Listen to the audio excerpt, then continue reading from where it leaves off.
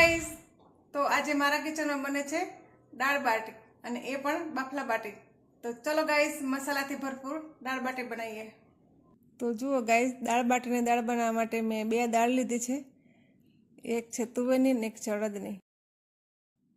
તો એની સાથે જ મેં બહુ બધી કોથમીર અને લીલા મરચાં લીધા છે. અને બીજી સામગ્રી હું પછી દેખાડીશ તમને. તો ચલો ગાઈઝ, પહેલાં ગેસ શરૂ કરી દઉં.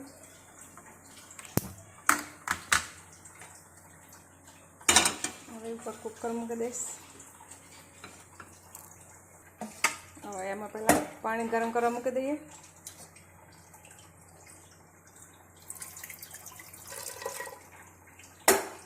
પાણી ગરમ થાય ત્યાં સુધી દાળ ધોઈ અને થોડી વાર મૂકી રાખીએ. તો ચલો ગાઈઝ, પેલા દાળને ધોઈ નાખીએ મિક્સ કરીને.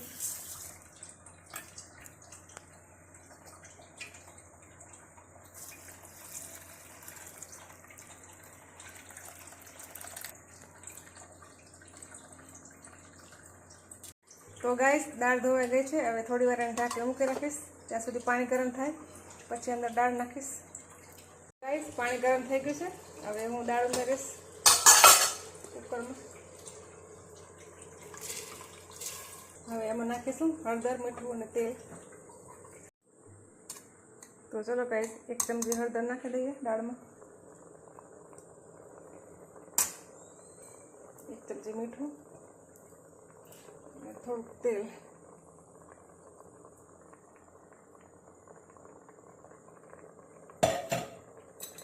હવે ઢાંકણું બંધ કરી દઈશ. તો ગાઈઝ, દાળને પહેલાં હલાવી લઈએ. હવે કુકરનું ઢાંકણું બંધ કરીશ. તો ગાઈઝ, કુકરનું ઢાંકણું બંધ કરી દીધું છે. હવે 4 સીટી પાકે ત્યાં સુધી દાળ બફાવા દઈએ, પછી હું દાળને વઘારીશ. તો ગાઈઝ, દાળ બફવા મૂકી દીધી છે. દાળ બફાય ને ત્યાં સુધીમાં હું મસાલા તૈયાર કરીશ. તો ગાઈઝ, દાળને જોઈ લઈએ બફાઈ છે કે નહીં.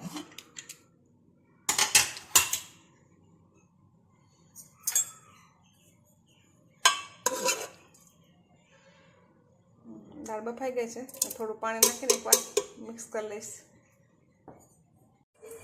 તો ગાઈઝ, દાળમાં થોડું પાણી નાખી અને હવે એકદમ એને મિક્સ કરી નાખીશ, પછી એમાં વઘાર કરીશ.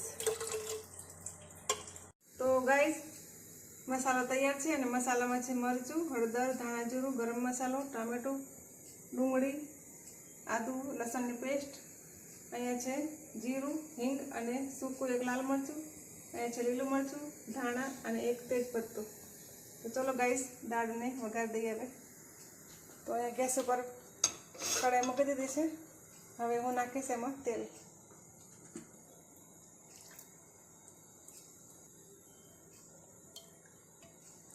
બે ચમચા તેલ નાખું. હવે હું ગરમ થયેલા તેલમાં જીરું, હિંગ અને સૂકું મરચું નાખું. હવે તમાલપત્ર અને લીલા મરચાં નાખીશ અને પછી હું વઘારને ઢાંકી દઈશ. હવે હું વઘારમાં આદુ લસણની પેસ્ટ, ડુંગળી અને ટામેટો નાખું છું. તો ગાઈઝ, ટામેટું, ડુંગળી અને લસણની પેસ્ટ અંદર નાખી દીધી છે.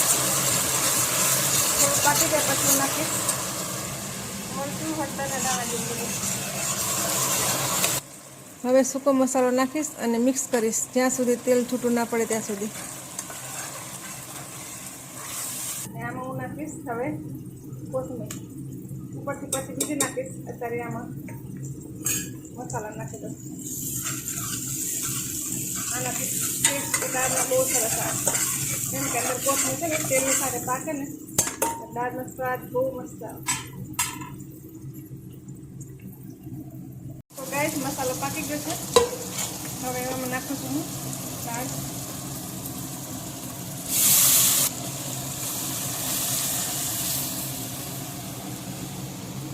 તો જુઓ ગાઈઝ, દાળ ઉમેરી દીધી છે કઢાઈમાં.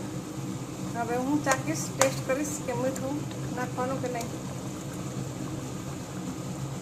તો ગાઈઝ, મીઠું, મરચું અને બધું મસાલા એક સરખા છે માપના, કંઈ નાખવાની જરૂર નથી.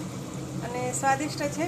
દાળ એકદમ થોડી વાર ઉકળવા દઈશ, પછી આને ઉતારી લઈશ. હવે હું કરું છું બાટીની પ્રોસેસ શરૂ.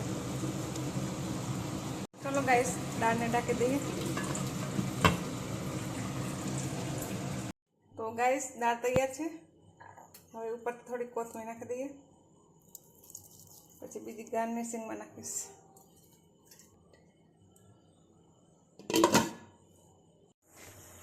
તો ચલો ગાઈસ, બાટી બનાવવાની શરૂ કરીએ.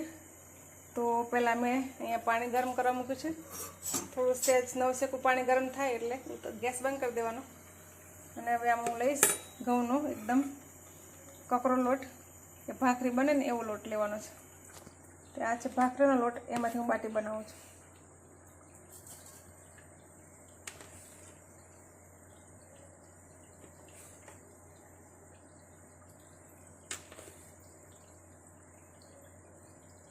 પાંચ ચમચા લોટ લીધો છે.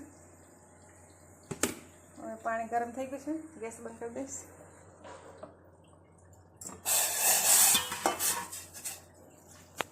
તો ચલો ગાઈસ, બાટીનો લોટ બાંધું છું. તો પહેલાં એમાં નાખીશું 2 ચમચા ઘી,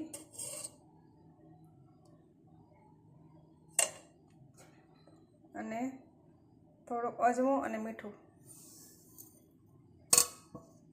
અને 1 ચપટી ખાવાના સોડા, કેમ કે બાટી થોડી પોચી બને એટલા માટે 1 જ ચપટી લેવાનું. હવે આને મિક્સ કરી દઈશ.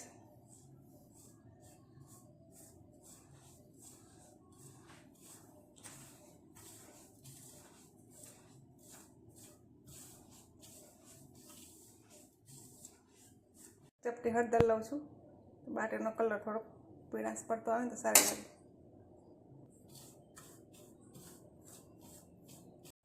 હવે થોડું પાણી નાખી થોડા કડક લોટ બાંધી લેવાનો.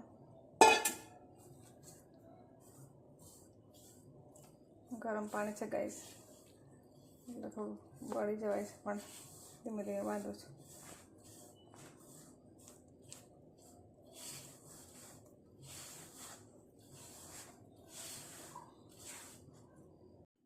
તો ગાઈસ, લોટ બંધાઈ ગયો છે બાટીનો. હવે એને થોડી વાર માટે ઢાંકી દઈશ. તો ગાઈસ, બાટી બાફવા માટે કડાઈમાં પાણી લઈ લીધું છે. હવે ગેસ શરૂ કરીશ. પાણી ગરમ થાય ત્યાં સુધી હું લોહા બનાવીશ, પછી એકદમ ઉકળતું પાણી થાય ને ત્યારે બાટી નાખવાની. તો ચલો ગાઈસ, પાણી ગરમ થઈ ગયું છે. તો એમાં હું નાખું છું હવે બાટી.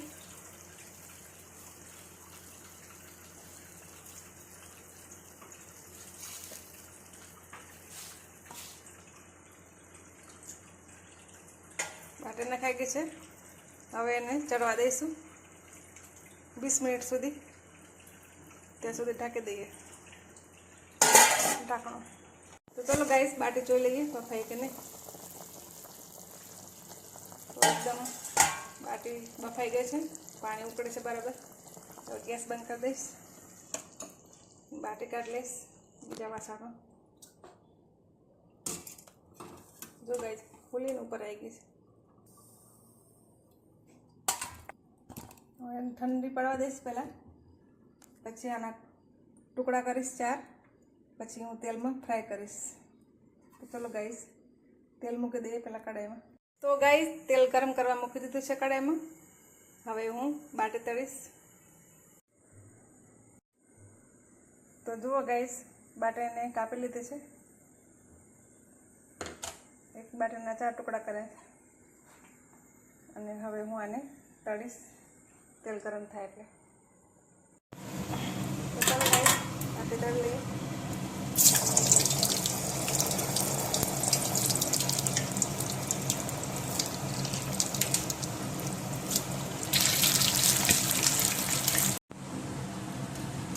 તો ગાઈસ, બાટી તળાઈ ગઈ છે. હવે એને બહાર કાઢી લઈશ.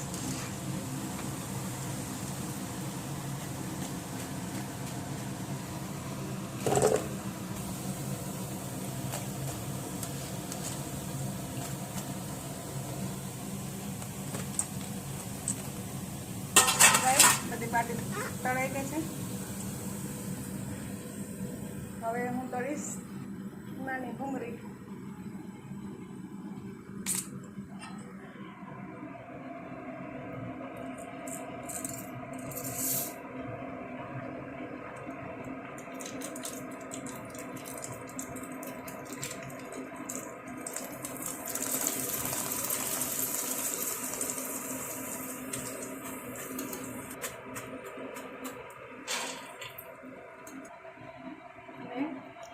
ચોખાનો પાપડ જે ઘરે બનાવે છે ને એક પાપડ તળીશ.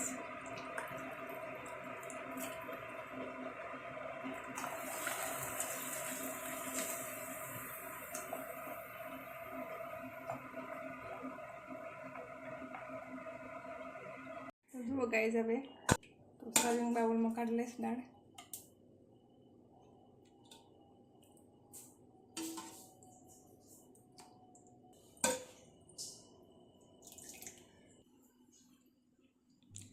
તો હવે દાળને હું કોથમીરથી ગાર્નિશ કરું છું. તો ગાઈઝ, આ છે દાળ, પાપડ, નાના ભૂંગળા, બાટી, છાશ, લીલા મરચાં તળેલા, ડુંગળી અને લીંબુ.